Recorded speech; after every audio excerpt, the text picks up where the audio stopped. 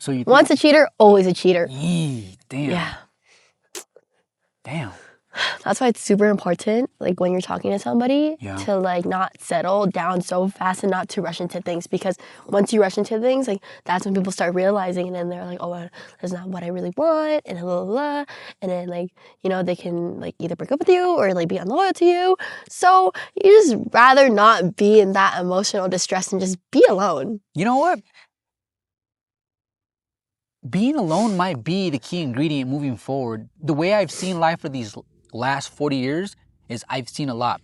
I've seen more divorce rates go up higher.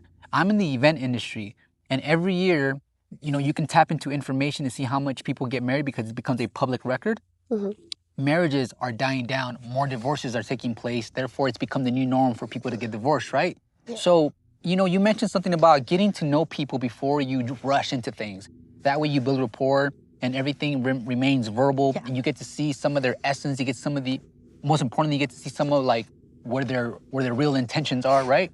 Because you're not rewarding them with all of your time up front. You're also not giving them access to your body, your mind, spirit, all the way, right?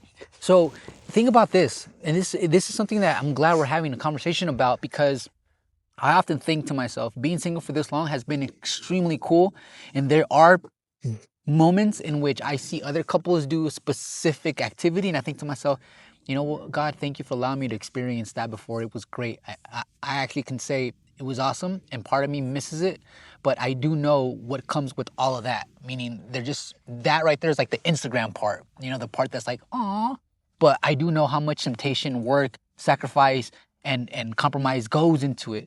But also what I learned is this, is, are we really designed as humans to really just be with one person our entire lives? Because the way I see it now is that every person that I dated that I didn't marry, every person that I dated has helped me grow. And not just that, but every person that I dated, I seem to attract a better and better and better person every single time, because the relationship ends up being healthier, and the breakup itself ends up being way more like, not painless, but not toxic. There's no more cussing each other out. There's no more screaming. Like, every breakup was a cleaner, more mature breakup. So am I wrong to say that maybe we're just born now, or maybe we're just in a moment and a time in life in which we're just here to experience, embrace, and move on? Because if you try to hold on to love for like dear life and try to get in a headlock, love, you're not going anywhere. I need you in my life, right? And you're relying on that person to make you feel validated. You're relying on that person to make you feel warm inside. And whether you're a woman, maybe he makes me feel safe. And if you're a guy, maybe he says like, well, she makes me feel validated, right? Yeah, but I'm so sorry to interrupt you, but if it was the right person, not right person, but if it was like reciprocated on both ends, like where you guys love each other, then you guys won't have to struggle to hold on. And So my point is this: your relationship is going to be tested, just like you as a being are tested with many different experiences in your life. People get married. People will be married for an entire 5 years, hardcore. Opportunities come up, I'm not gonna cheat on my girl. Girlfriends try to whisper bad things into my ear, I'm not gonna cheat on my man. My man is, you know, what I'm saying is, these two individuals, these two souls that decided by contract, hey, we're gonna be one when we get married, we all of a sudden become one. 5 years go by, 7 years go by, 10 years go by. Ooh, 10 years have gone by. That's a crazy accomplishment. But what happens when finally one of them cheats on the other one? What happens when one of them finally says, you know what? I don't know why, but I've enjoyed this chapter, or these chapters, because it's been, 5, 10 years. We even have kids. But I realized, I think I'm okay being by myself, because now this relationship just feels like it's not allowing me to become who I feel like I still need to become. All of a sudden, I feel like I've outgrown my soulmate. Is that possible? Is that a possibility in which we can say it's fair? Let's go ahead and have a mature breakup and then divorce and continue living our lives. So then this leads me to think, maybe we weren't born, or like I said, maybe we're no longer in a time in which we could think of marriage being super long term and we're going to be together for the rest of our lives. And I think this is where like a lot of part of the cheating is coming in, where people, it's not so much temptation, but it's more curiosity to see, well, I enjoy this person's friendship. However, when I speak to this other person, they've been through different parts of, things that I haven't experienced yet. So this person sometimes I feel teaches me things that it really sharpens me, and I feel like I feel different around this person. So then you realize that the reason people cheat is because the other person usually brings something about them that they don't get in that current relationship that they're in, or marriage that they're in. So they go seek it somewhere else. They go seek that 20% that's lacking. So this is what I mean, man. It's like, for those people that are dating, I think the healthiest thing is, before you date, make sure you feel like you are complete. Because if you start talking to some people to fill in that void that you think you have, that person is gonna come and go, or that person is gonna see it as, I feel like that guy is taking something away from me. Like, I feel like he's kind of using me to fill something in his life. Yeah. So that's a crazy concept that I just threw out there, Mia, but it's based off true experience, and it's also based off statistics, and it comes from a place in which I try not to judge, but look at it from like a scientific point of view, where I'm just collecting data and stats and realize, hey, there's an ongoing pattern, and this pattern is becoming a lot more, how can I say this? It's just become the new common, the new norm. Normalized. Yeah. And it's sad that it's getting normalized, because honestly, like, that's why I like the friends to lovers trope.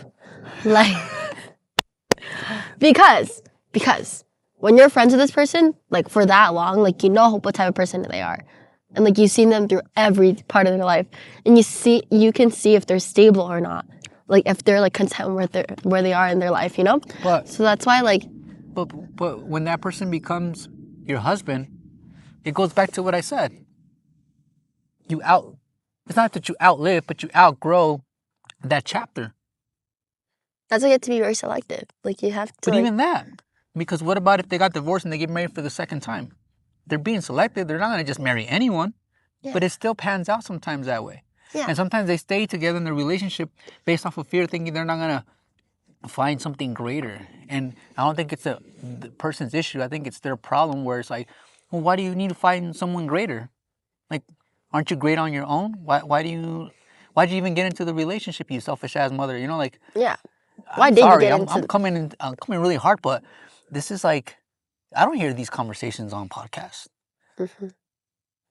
Why? Then they shouldn't have gotten into the relationship in the first place. Right. So, Mia, why you look all sad? No. Your lips went like this. I'm just thinking. Like you were bummed out. Like, David just Because say you all were that? speaking facts. But like, And those Mia's all people like, shouldn't be in relationships in the first place. Mia's all like, wait, don't say that. I believe in love. I believe in marriage. I believe in having this wonderful, beautiful family. Yeah. And you will. But I don't know how long it's gonna last. It's gonna last forever. Okay. You might be that small percentage that pulls it off. It's possible. Small percentage is crazy. Very, very small percentage. Yeah. It's not a But you small being a percentage. stat of that small percentage that is actually successful until the day they die, until one of them dies, Mm-hmm. you can be that actual relationship that people see as there's still hope. Yeah. I don't want to sound negative. I'm just speaking from what I've seen and experienced, and it's like, it's right there. You can't ignore it. It's changed so much over the last 40 years. Shit. Everyone in my family, my aunts, uncles, siblings, all of them divorced. All of them. That's fucking crazy. Myself included. Mia, that says a lot, Mia. None of When my all family your members aunts, uncles, divorced. that's because the Chinese people, they love you till death. They'll beat each other up, but they'll stay together for the kids. That would be me too. So here's a good one, ladies and gentlemen. And guys, if you guys are single and you guys are looking for a traditional... No, I'm good. Never mind, I'm emotionally unavailable right right now. now.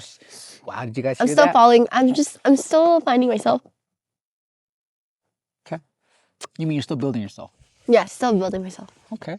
That's fucking wonderful.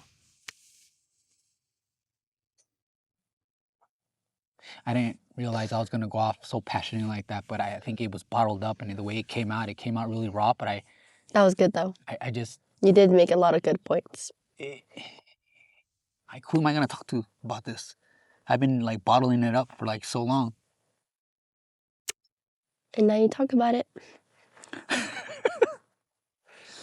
Oh, you're just like, I feel like a drug addict. Like, like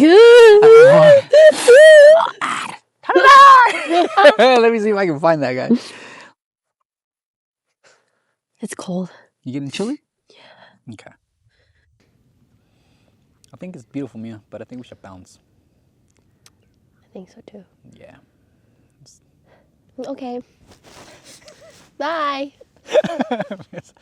Bye-bye. Bye bye. That's cool.